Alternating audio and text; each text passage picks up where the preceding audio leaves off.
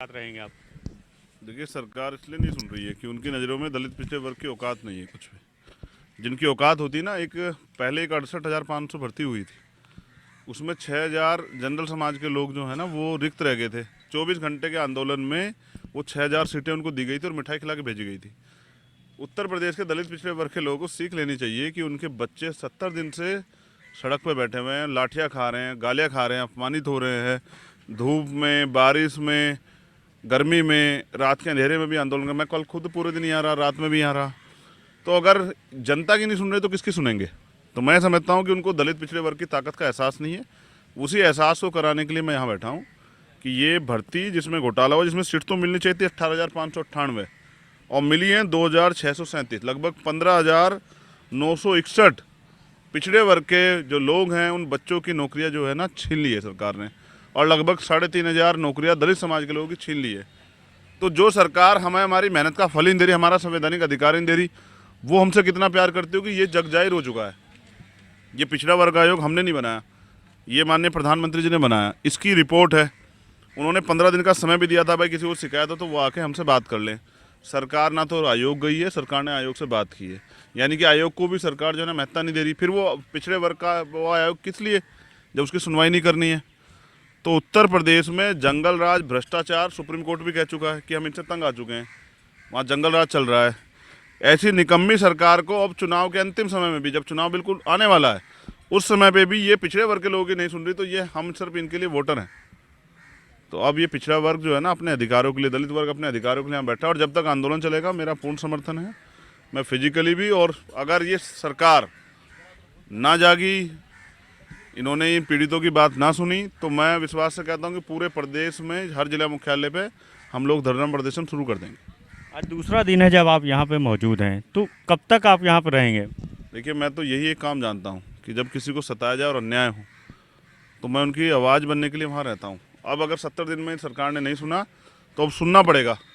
आज हमारे लखनऊ यूनिट के आसपास के वर्कर यहाँ आएंगे और हम रोज़ यहीं रहेंगे, किसी न किसी मंडल के यूनिट के लोग आते रहेंगे। ये आंदोलन अब मजबूत होगा और ये आंदोलन अब गांव-गांव तक जाएगा। बड़ी बात यह है कि पिछड़े वर्ग आयोग की जो रिपोर्ट है उसमें साफ तौर पे कहा गया है कि घोटाला हुआ, कॉन्स्टिट्यूशन के आर्टिकल 14, 15, 16 का उल्लंघन हुआ है। तो जिन्होंने उल्लंघन किया, यानी कि अपराध किया, भ्रष्टाचार किया, उन पर कार्रवाई होनी चाहिए थी। तो उनको कार्रवाई करने के बजाय पिछड़े वर्ग के नेता भी हमारे बच्चों को ये कहते हैं कि सवर्णों को नाराज नहीं कर सकते, तो दलित और पिछड़ों को फांसी पे चढ़ा दो। ये चलेगा नहीं।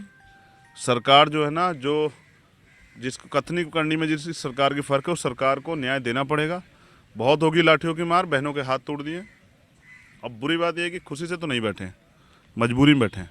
मैं भी मजबूरी में बैठा, मेरे पास भी बहुत काम है, और ये बच्चे, हमारी बहनें, हमारे भाई भी मजबूरी में बैठे हैं। इनके परिवार भी हैं, कुछ बहनें विवाहित हैं, 2-2 महीने के बच्चे हैं, उनको छोड़ के यहाँ बैठे हुए हैं। कुछ जो है भाई विवाहित हैं, रक्षाबंधन तमाम चीज़ें नहीं गए, क्योंकि उनको लगता है कि ये नौकरी के लिए उनके परिवार ने तमाम तरह के बलिदान दिए हैं, और अब भूखे प्यार से रह के माँ बाप ने हमें पढ़ाया, और अब हमारा संवैधानिक अधिकार भी सरकार छीन लेगी तो हम जाएँ कहाँ? मुख्यमंत्री बात करने को राजी नहीं। मुख्यमंत्री ने कहा 7 दिन में निवारण कर देंगे, क्यों नहीं हुआ? झूठ पे झूठ बोले जा रहे हैं। तो ये भ्रष्टाचारी निकम्मी सरकार है, इसको ये मांग सुननी पड़ेगी। नहीं सुनेगी तो ये आंदोलन पूरे प्रदेश में जाएगा, और खुद लखनऊ की गलियों पे मैं खुद पेंटिंग करके बताऊंगा कि ये पिछड़ा और दलित विरोधी सरकार, युवा विरोधी सरकार, उत्तर प्रदेश को इससे मुक्ति लेनी चाहिए। सर, लगता है कि अकेले आप जो है कुछ कर पाएंगे, क्योंकि 2022 का चुनाव जो है उसमें बीजेपी यही दावा कर रही है कि हम इस बार जो है 325 का आंकड़ा जो वो और फिर पार करेंगे, फुल मेजॉरिटी से सरकार आएगी। तो जो तमाम जो दल हैं, क्योंकि आपकी भी बात चल रही है, शिवपाल जी से भी आपकी मुलाकात हुई, क्या कहेंगे, क्या मायने हैं मुलाकात के? राजनीतिक मुलाकातें होती रहती हैं, कोई अकेला नहीं। मैं 85% बहुजन समाज की लड़ाई लड़ता हूँ, और ये बहुजन समाज देख रहा है कि कौन उनके साथ खड़ा है और कौन उनके खिलाफ खड़ा है।